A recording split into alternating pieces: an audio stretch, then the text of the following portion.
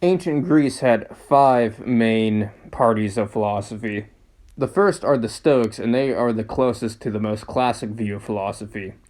Basically, they hold to a life of virtue, that one should harmonize the self by practicing the virtues and having that way of life. This will include Marcus Aurelius, Seneca. Then you have the Epicureans, where basically their philosopher is going to be Jabba the Hutt. A life of pleasure, lust, and wrath. The main philosopher is Epicurus. Then you have the Cynics. I have not read as much as the Cynics, but I've been accused of being a cynic. Essentially, they are going to have a way of life that takes the nature of things and uses them in a certain way that is not proper, and to call that truth. It's a way of combining both the true, the good, and the beautiful with the bad, false, and ugly, and then rolling with it.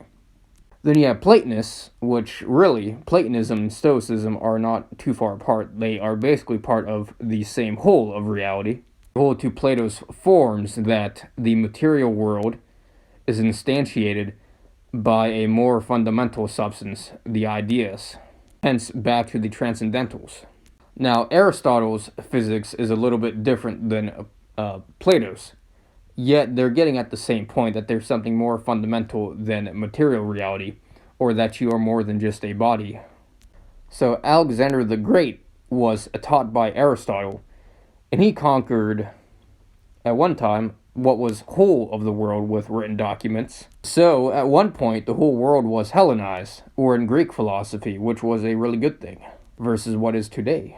Aristotle or Aristotelians, they are going to have a high view of morality based on the physics of things. So one should live how the world operates, which is most certainly true. Then you can have fun debates between Plato and Aristotle, or Platonism and Aristotelianism, on how those physics work, because they are not enemies at all. They're quite the same allies. Versus the non-physics materialists, who basically need to get you in a place and use the cruelties of a society to explain their ideas as true. Then the Cynics give up.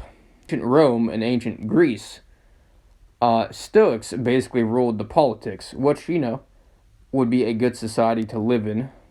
The good question to ask is, what would they do with the advancements of technology and knowledge that today's modern era has? And then if you put today's leaders into their world, how would things operate then? I most certainly hold that if Aristotle, Plato, Seneca, Cicero, Marcus Aurelius, and every other great philosopher, if they had today's technology and were in control, things would be much better. And that hypothetical alone will prove my point of how the world is missing what came before. It is stuck in a materialism that has forgotten history of truth. Don't expect fools to be intimidated until they have to be wise.